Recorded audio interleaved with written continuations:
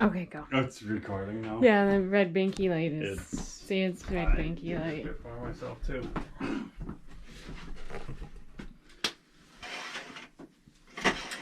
Nah, it doesn't matter. Hello, YouTube.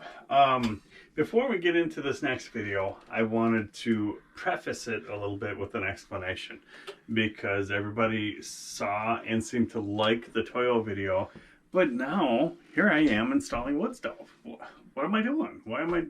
Thought that was so great. It is. It is great. We absolutely love it. However, what we have found as we're going through this life change here, the shorter the days get, the less power we get into the batteries from the sun.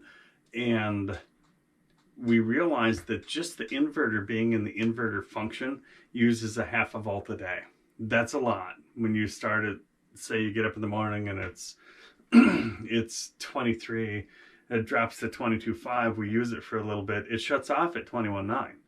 So we decided to start shutting the inverter off during the day, and that way nothing runs, and we maintain weeks without running the generator. And that means that if the inverter's off, the Toyo can't run because there's no power. Is there an issue with the Toyo? No, not at all. The Toyo works great. The Toyo it draws 250 watts at startup. It draws 28 watts to run, which is insignificant. The 28 watts, most light bulbs are at least minimum 40. So it's really efficient. And we played around with it, and it has what's called a power save mode. Yes, it saves power, but there's a downside to it. Let me explain it to you. If your set point for the temperature is set at 60 degrees, right? In the power save mode, if it, say it's running at 60, it's a plus or minus 10 degree over the set point. So that means if it's running at 60, it's gonna run until it hits 70 and then turn off, okay? Like a thermostat. However, because it's in power save mode, now it's gonna wait all the way until it hits 50 before it turns on again to get to 70. So your temperature swings in the house are huge. Nobody has that. Yes, it saves power because it only kicks on once here and runs all the way until it gets here, which could be an hour of runtime at not using a lot of wattage, but it's too much of a swing. You're either sweating or you're freezing. In the normal mode, it has a plus or minus 4 degree, not 2. Scratch that off. My plywood moment here is faulty.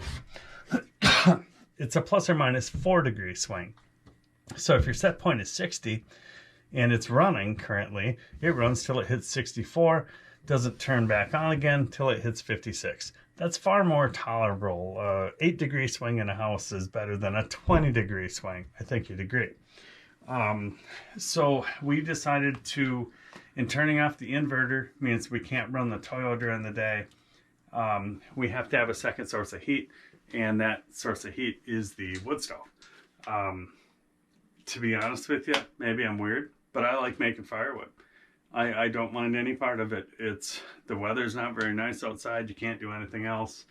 We cut, we split, and like the old saying goes, firewood heats you twice. Once when you make it, second time when you burn it. So that's why we did it. Am I happy with the Toyo? Absolutely, yes, I am. It's great. Do I like the Blaze King? Wow, that is awesome. Blaze Kings are expensive stoves. We bought this one well used, but not damaged, no cracks or anything, for 250 bucks. We put new fire brick in it. We cleaned it up. It's great. We love it. So it's currently, I think, like 84 degrees in the house, which we wouldn't be having if we're burning fuel oil, and the wood's free. You just got to get it. So I hope you enjoyed this video. Phyllis, what do you think? I don't. I know you do sometimes. I've seen it. Not often. There's smoke usually. That's because of the wood stove. Right. I know. No, it has been nice with the wood stove because it's 84 degrees in here. Yeah. And the Toyo works well too. Oh yeah. Yeah. And if we want to be gone for more than 12 hours, because that seems to take about 12 hours before it needs more wood, don't worry about it. So that's all we had. Just wanted to do a quick intro with you and kind of preface the video so I don't get a bunch of angry comments afterwards. So enjoy the video and love you, bye. I'm not going to touch the button now. Yeah.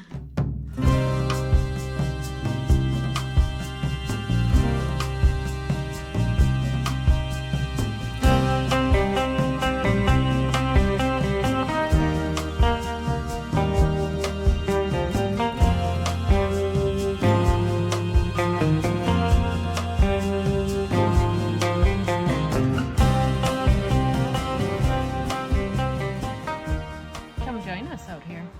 You know what? I think the house already feels warmer. Why? Why would it feel warmer? Oh, look. Right. An uninsulated, mostly open room. That makes it warmer. Oh, it's obviously warmer in here already. Mm-hmm. Especially with the stove. Right. Well, the stove right now is Bluetooth. We figured it would be safer to keep it outside and just Bluetooth the heat into the house. Sure. So that works for me. But what you can see here is this is where the two screen windows were, and we deleted those. And then over here were two more screens, and we deleted those, but we added windows, so we can still have the effect of a screen and light and heat. And warm it up in here. Well, yeah. With the windows open. Right. And then I'm just doing the wall here now.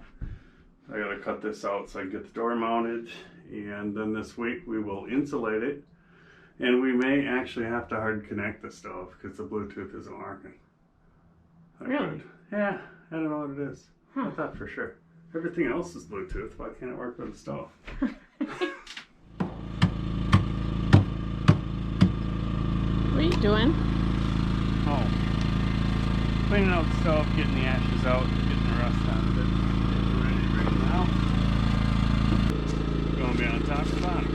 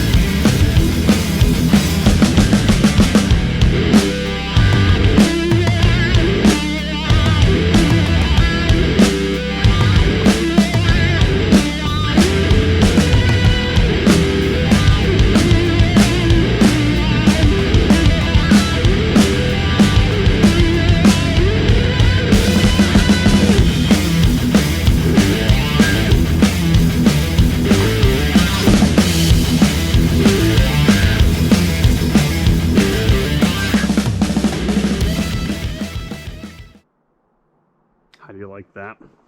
I couldn't find a chimney cap anywhere for 6-inch single wall pipe, so I made one. I'll walk up there and show you.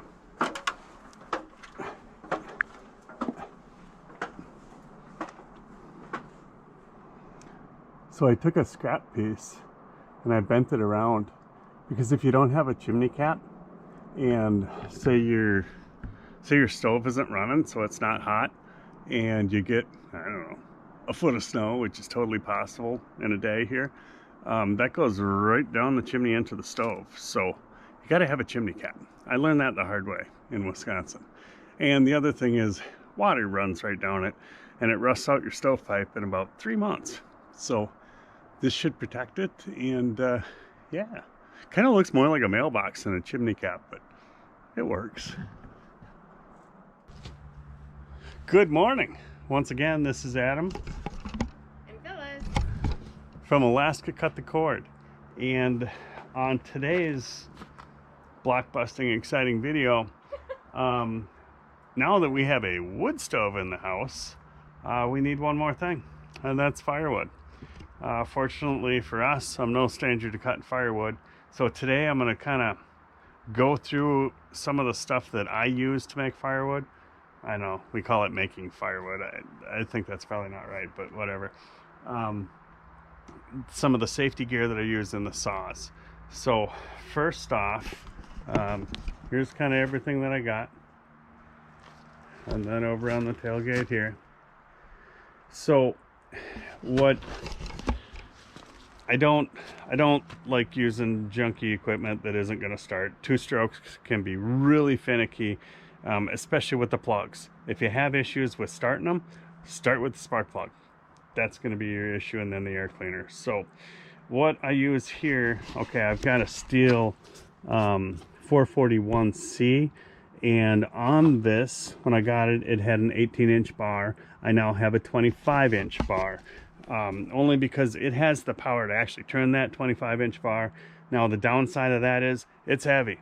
It's really heavy, but it's got power to spare, and I bought it with that length of bar so that with the height that I am, about 6 foot, I don't actually have to bend over at all when I'm cutting stuff all the way down to the ground. So it really saves on my back.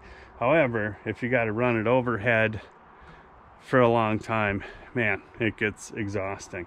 So what I do for a lot of the limbing and the smaller stuff, I bought this guy here, a little MS 250, not a big saw, not overly powerful, but it's really nice and light, and it's easy to use for limbing, especially if you're doing like the dead spruce or any kind of spruce. They have so many more limbs than the oak trees and stuff I'm used to cutting. So yeah, and it works really good. Now there's one other feature about these, and we could go on about this all day long, but the pros and cons and why some people do it a certain way. I have two different style chains on here. Now on the big saw, I run a chisel tooth. A chisel tooth is I want to say 90 degrees, but I think it's actually more like 80. But it's got a super sharp corner on it. You see that? See how we'll get to an end profile. If you look at the end, if you can see that there, the chain itself is got just a super sharp point on it, okay? And it takes less power, it's more aggressive, and it cuts fast. The downside is because it's cutting on that little point, it doesn't take much at all to dull them, okay? They're not very durable as far as that goes.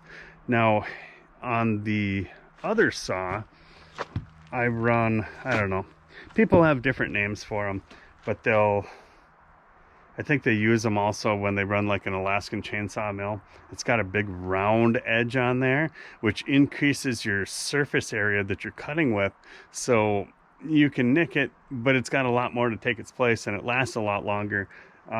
Downside is it's not nearly as aggressive, which is fine because that little saw is pretty low on the old horsepower anyway, and it's only going to do so much.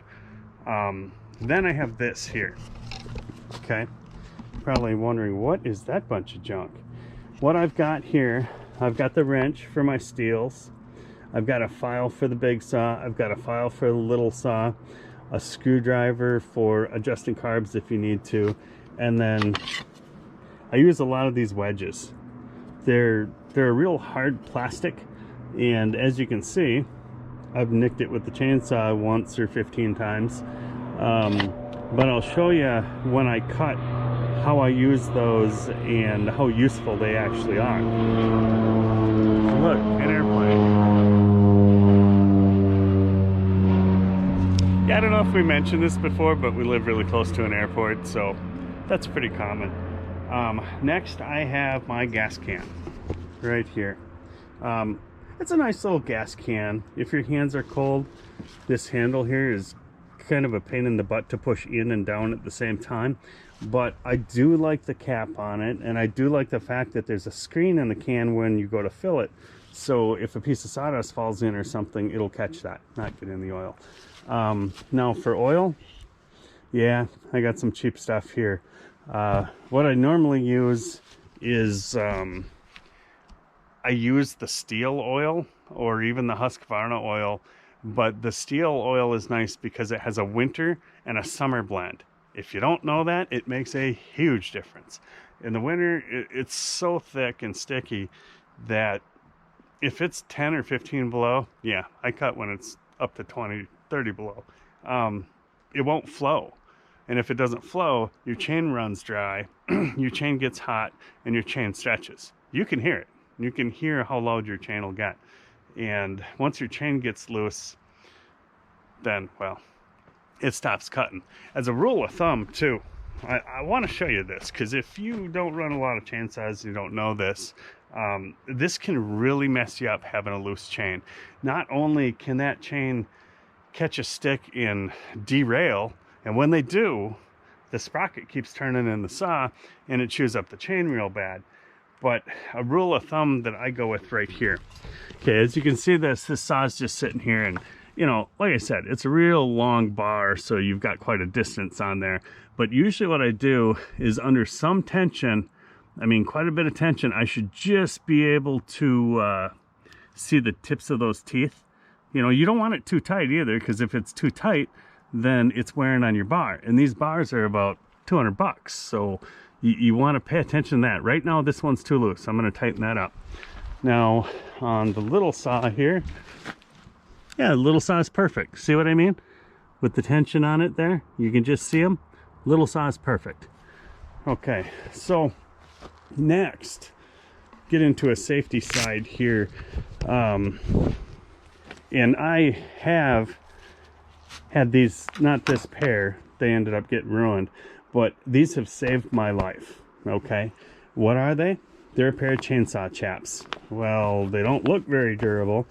They are. These are incredible. They're actually filled with Kevlar, and what happens is that your chain will cut it. You can see a couple of nicks here, but they weren't very deep.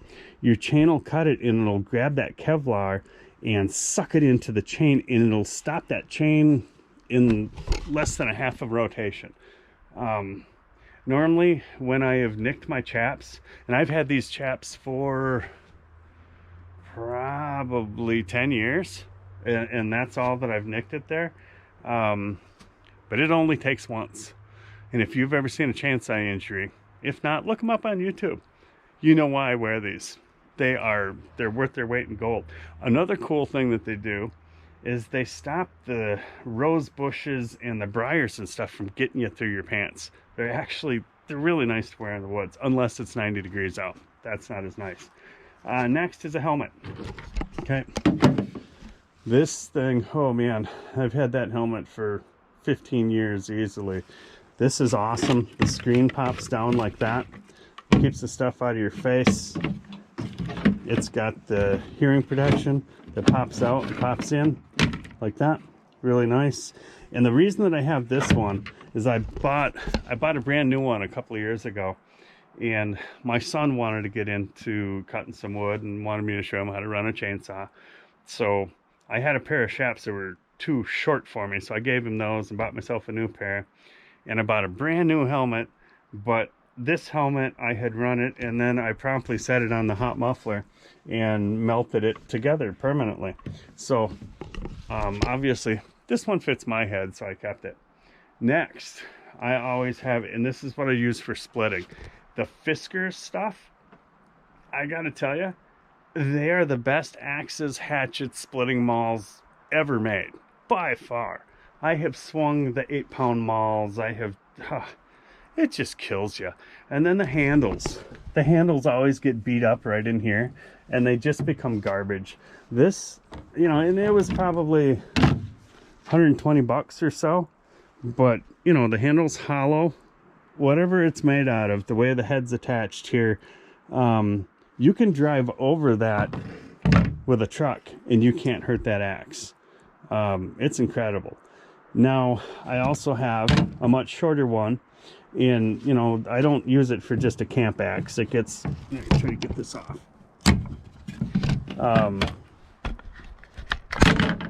I actually use this when I'm pounding my wedges, and you see how the angle of the head is kind of down. These are incredibly sharp. This one's hit a few rocks of late, but I'll tune that up later on. But again, just awesome. The handles never wear out. I've had this bigger one here for, again, like 10 years. And other than the edge being just totally bad from splitting wood here, I use it for splitting too. I don't use it for chopping trees. If you feel the urge to go cut a tree down with an axe, go ahead. But that's not what this is for. This is for splitting. It's light. You can swing it incredibly fast, and yeah, it takes less of a beating on your body. You know, you have a choice when splitting wood. It can be really heavy, and you depend on the weight of the maul swinging through the air to split the wood, or and you can only swing it so fast, you know, because it's 8 pounds. It's killing you. Or you can use something that's lighter with a better geometry that you can swing 10 times faster. And it doesn't beat you to death. It's actually really, really nice. Love that axe. So what I'm going to do, well, the last piece of equipment I have for firewood, obviously, is the side-by-side. So I was doing some cutting last Sunday, and there's a big birch out there, and the top blew out of it. So I cut up the top that's down, and now I'm going to cut up the, I guess, the rest of the log that's sticking up in the air.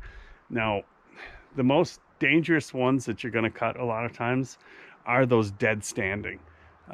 They're unpredictable. Whether that top is going to fall out and get you, or I don't know, it's hard to make them fall over. You know, a lot of times you can look at a tree like this, and I can look at that and you can see that it's weighted to the left side and it doesn't have any weird leans. So, I mean, if you want to just follow it the natural way it wants to go, well, that's easy. But when it's just standing up there like a corn stalk, it can be a lot harder, and that's where the wedges come into play. I can actually fell a tree backwards from its lean if necessary. So yeah, I will get this stuff loaded up and show you how that works.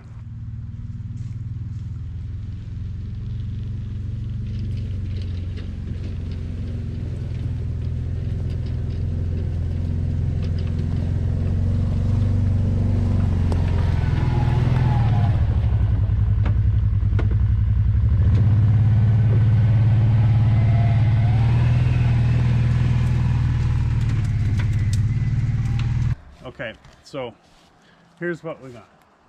This is the tree right here. The top already came out of it. It was a healthy, happy tree until the top fell on. So we are going to cut that down. I'm going to try to drop it right where that top was because it's easy access. And you see it's got some mushrooms on it up there. I don't know if you see those or not. On a birch tree, when you see a mushroom like that on the side, that mushroom goes all the way to the center of the tree. So that is a sign that that tree, they don't start till it gets up there, but that tree was not healthy anyway. And that's most likely it had some rot. That's why it broke. So yeah, we'll show you how I cut these down. I have this, I have one of these, and I'm taking the big saw on this tree because it's a big tree.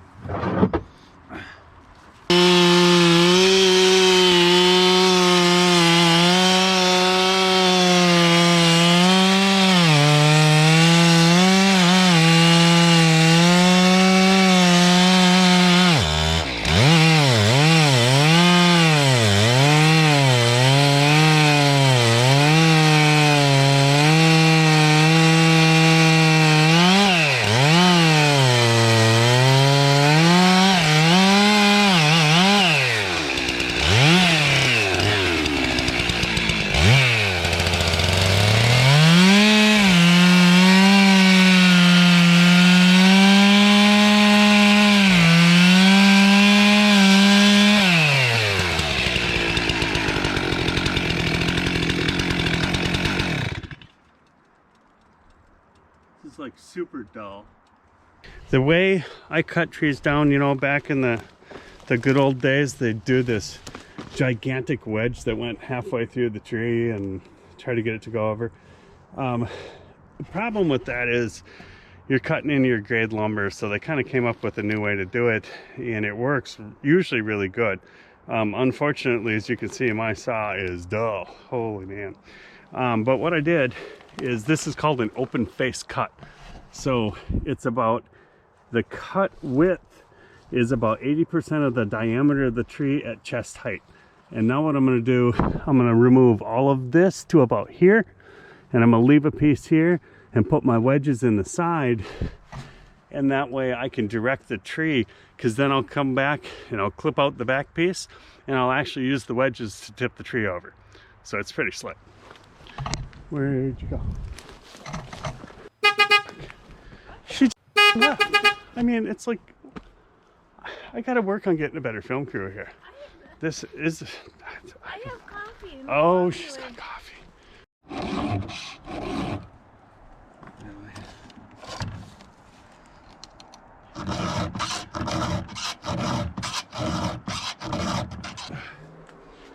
Okay, YouTube, sorry, I had to take a break there, because this chain was duller than a Vikings fan. So I got this all sharpened up now, and we are ready to do our plunge cut.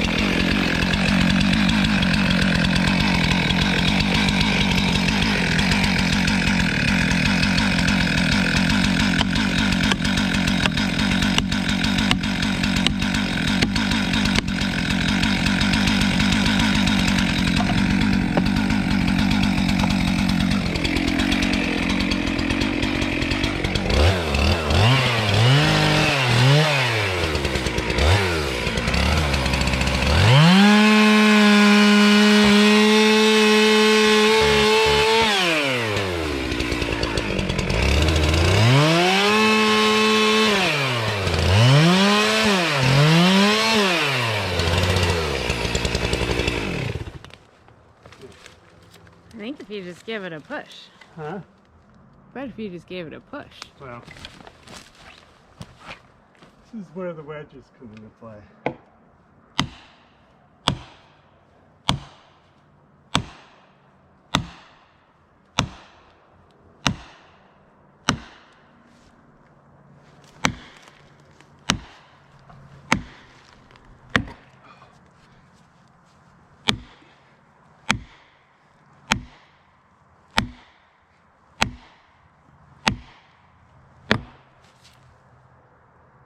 Still holding on.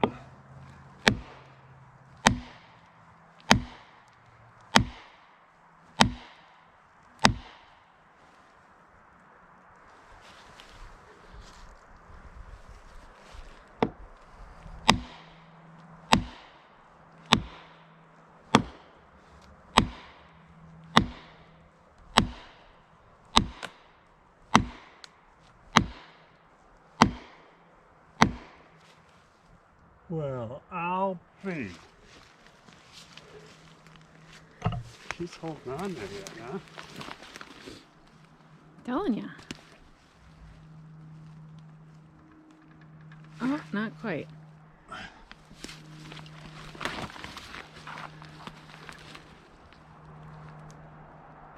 I'm gonna grab another wedge. Lean to her. You're cute. No, I try. No, you don't.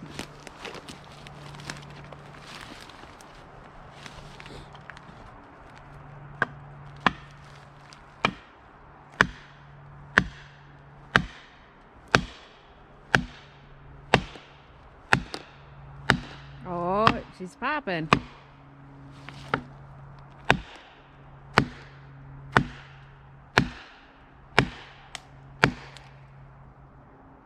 Are you serious?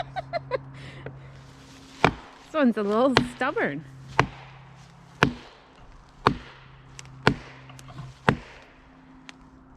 Wow. Why don't you just fall down?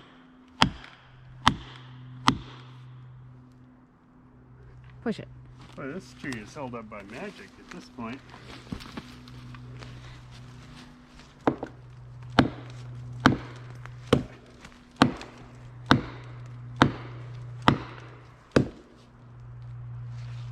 Okay,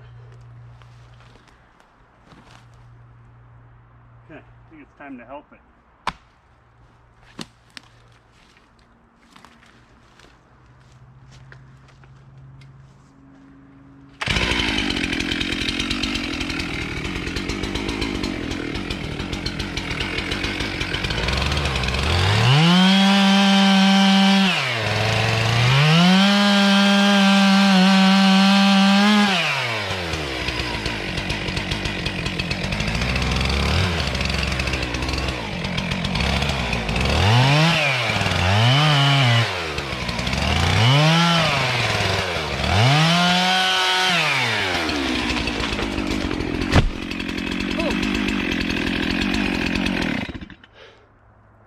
That one was a struggle.